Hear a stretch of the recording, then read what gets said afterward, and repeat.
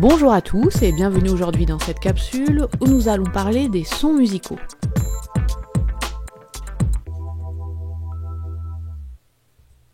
Lorsqu'on écoute un son joué par un instrument de musique, on peut très facilement dire à l'oreille si c'est un son plutôt grave ou aigu, si le volume est plutôt fort ou faible, ou encore si c'est un violon ou un piano qui va jouer. Nous avons déjà vu qu'un son est émis par un objet en vibration et donc qu'une onde sonore se propage.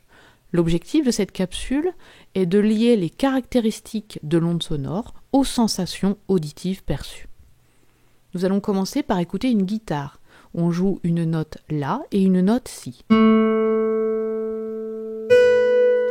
Nous entendons facilement que le Si est plus aigu que le La.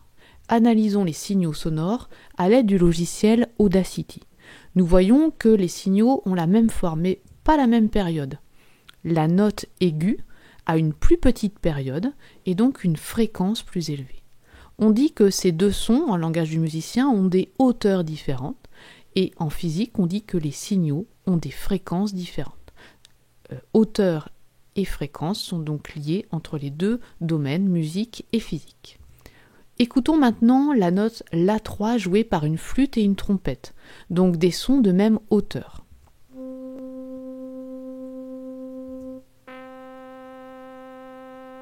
Nous n'entendons pas la même chose. Analysons les signaux sonores. Nous voyons qu'ils ont la même période, donc la même fréquence. C'est normal puisque ce sont des sons de même hauteur. Mais nous voyons que la forme du signal est différente entre les deux sons. On dit que les timbres de ces deux instruments sont différents, ça c'est le langage du musicien, et en physique on dit que les signaux ont des formes différentes. Prenons maintenant un même instrument, une flûte qui joue la même note, donc un son de même hauteur, mais plus ou moins fort.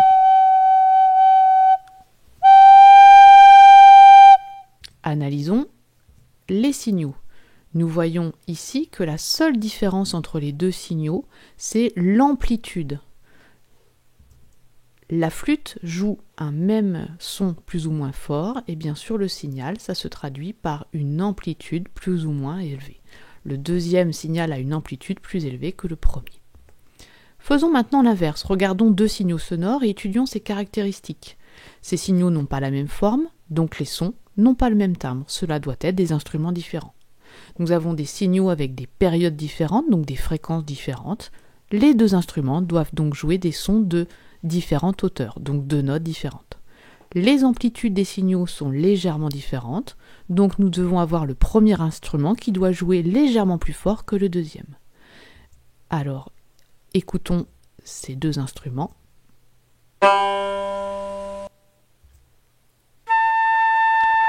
Nous entendons bien deux timbres différents, deux hauteurs différentes et deux intensités différentes.